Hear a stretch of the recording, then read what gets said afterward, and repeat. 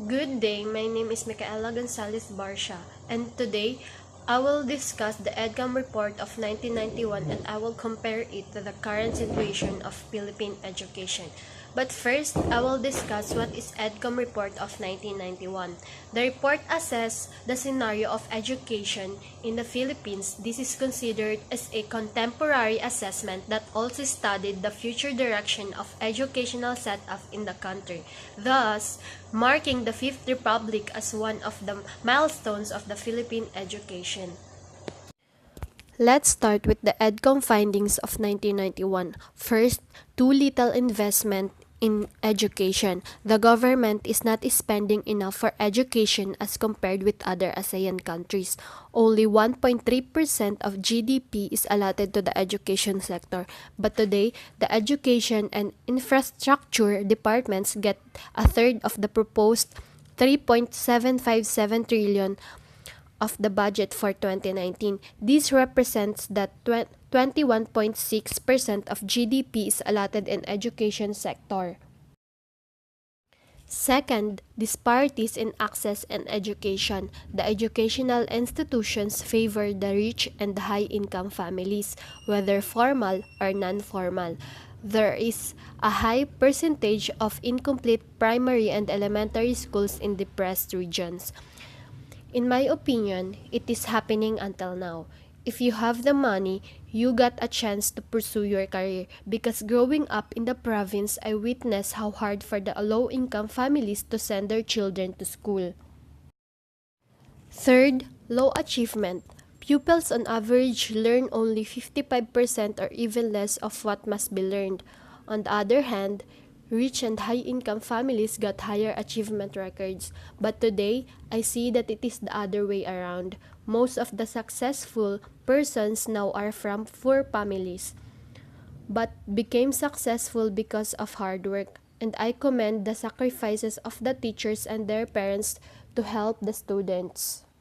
Fourth, high dropout rate in less developed communities. Dropout rates in elementary and secondary schools are highest in rural and the less developed communities and among poor students. For me, the main reason of this is poverty. But today, our government is giving a budget and attention to solve this problem.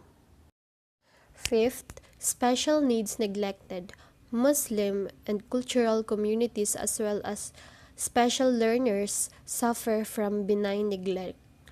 Today, in Philippine education, some schools design curriculum and rules to the Muslim to make them feel their belongingness.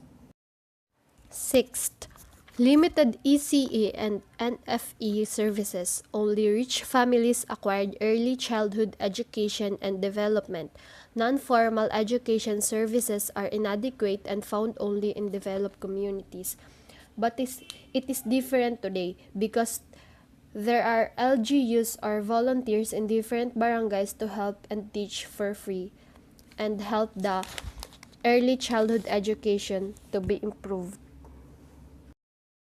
7. Schooling length and class interruption, less quality. Disruption in regular class schedule and length of school year correlates with the less learning and less quality. For me, our government is giving action about this matter because we all know that the calamities always occur in the month of June and July. So some school and university started their school year in the month of August. 8. Inadequate science and technology. Science and technology, including modern innovations, are inadequate, or if not, unsuited to the classroom instructions. Since the government is giving a higher budget, I think this problem can be solved already. 9.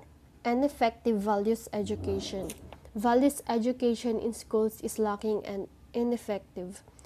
Being a practice teacher, it is very important to have values education, especially in this generation, because I see some students don't know how to respect their elders and educators. 10. Bilingual education affects learning. The use of Filipino and English as mode of instruction distresses the quality of learning. Today, in some provinces, they use their own languages or also known as their mother tongue, as a mode of instruction, especially in elementary. 11. Manpower mismatch. Incompatibility in the supply and demand for educated and trained manpower is seen. The main reason of this is because of the salary. Because today, there are some workers that their work is different of what they studied for. 12. Irrelevance of education. Education is found to be insignificant to the individual and social needs. For me, education is the key to success.